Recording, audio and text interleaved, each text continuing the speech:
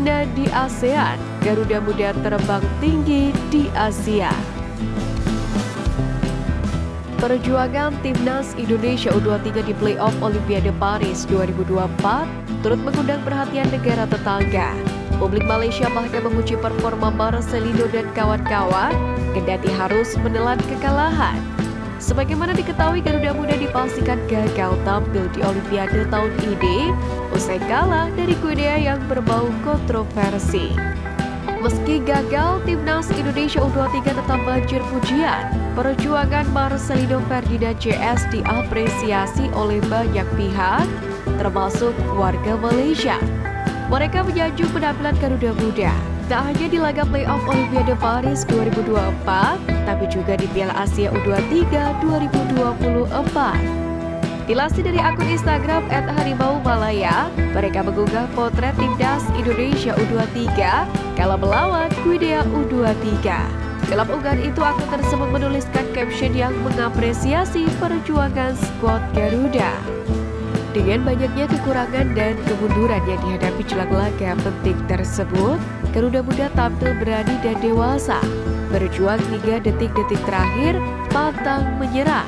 Semangat ini harusnya ada pada seluruh tim di kawasan Asia Tenggara.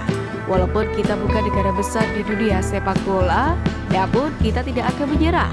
Tidak di ASEAN, terbang tinggi di Asia. Siapa lagi kalau bukan Indonesia? Tulis @harimaumalaya. Di pentas Piala Asia U23 2024 sendiri, Timnas Indonesia U23 memang tampil melebihi target. Berlaga dengan status debutan di ajang tersebut, Garuda Muda bisa melaju hingga babak semifinal hingga mengalahkan tim-tim kuat seperti Yordania, Australia, hingga Korea Selatan. Hanya saja banyaknya hujatan dan kritik yang tidak membangun membuat psikologi punggawa Garuda Muda drop hingga mempengaruhi penurunan performa.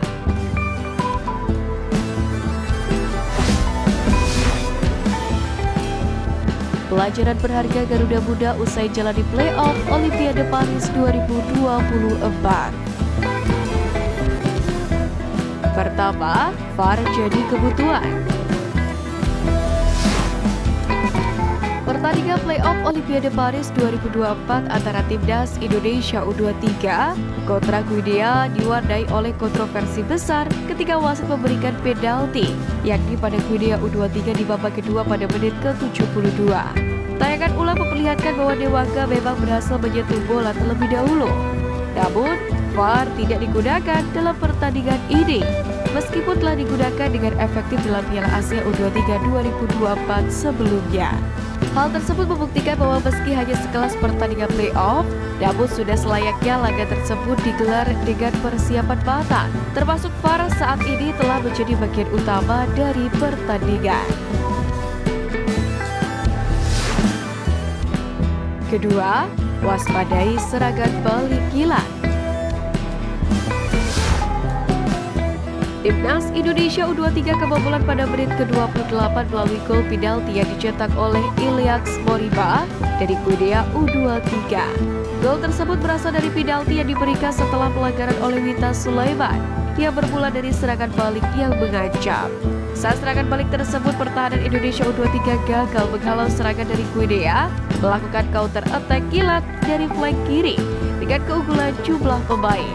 Situasi tersebut menyoroti kebutuhan untuk evaluasi lebih lanjut agar kejadian serupa tidak terulang di masa mendatang. Ketiga, mental meningkat. Meskipun diprediksi akan sulit menghadapi Guinea U23 karena keunggulan fisik dan pengalaman pemain bermain di Eropa, Timnas Indonesia U23 nyatanya masih mampu memberikan tekanan dan merepotkan pertahanan lawan. Meskipun Guinea dianggap lebih unggul secara skill dan taktikal, permainan mereka tidak seseram yang diperkirakan. Garuda Muda bahkan mampu menekan lawan dan mengacaukan pertahanannya, menunjukkan performa yang solid. Para pegawai Garuda Muda bahkan tak segan membentak lawan yang mencoba memainkan drama dengan mengulur waktu yang biasa dikenal dengan guling-guling MC.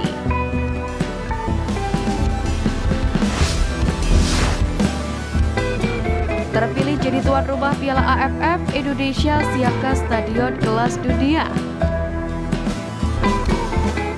Kabar baik menghampiri pecinta sepak bola tanah air usai Indonesia terpilih sebagai tuan rumah untuk menggelar turnamen Piala AFF U19 dan AFF U16 2024. Pelas dari akun X The ASEAN Bowl, Piala AFF U16 bakal digelar lebih dulu mulai 21 Juni sampai dengan 4 Juli 2024. Ada dua venue yang akan menjadi digelarnya pertandingan, yaitu Stadion Manahan serta Lapangan Sriwedari. Itu artinya Solo akan menjadi kota yang bakal menggelar Piala AFF U16. Timnas Indonesia U16 sendiri akan ditangani oleh Nova Arianto. Asisten Sintayong itu sudah mempersiapkan tim yang dimulai dari seleksi bertahap. Bahkan Garuda Asia julukan untuk U16 telah digembleng secara fisik sejak 19 April lalu, yakni di bawah arahan dari Sofi Imam. Misi tersebut digelar di lereng Gunung Merapi, Yogyakarta. Sementara itu untuk Piala AFF U19 sendiri akan digelar di Surabaya. Ada dua venue yang akan dipakai, yaitu Stadion Gelora Bung Tomo dan Stadion Gelora 10 November.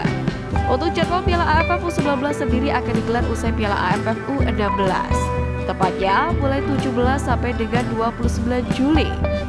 Adapun untuk Timnas Indonesia U19 bakal diisi oleh jumlah skuad Piala Dunia U17 lalu, seperti Iqbal Gwijage hingga Arkan Kaka. Indra Syafri selaku pelatih kepala bahkan telah menggelar seleksi dan TC bertahap, termasuk membawa pemain keturunan untuk memperkuat tim. Adapun Timnas Indonesia U16 menjadikan Piala AFF U16 2024 sebagai rangkaian persiapan menuju Piala Asia U17 2025. Sementara Piala AFF U19 2024 sendiri juga menjadi wadah untuk mempersiapkan tim ke Piala Asia U20 2025. Di lain sisi, ditunjuknya Stadion Manahan Solo dan Stadion Gelora Bung Tomo tersebut membuktikan bahwa Indonesia tidak pernah main-main ketika dipercaya untuk menggelar sebuah event. Sebab venue tersebut telah bertaraf internasional seusai menggelar Piala Dunia U17 tahun lalu.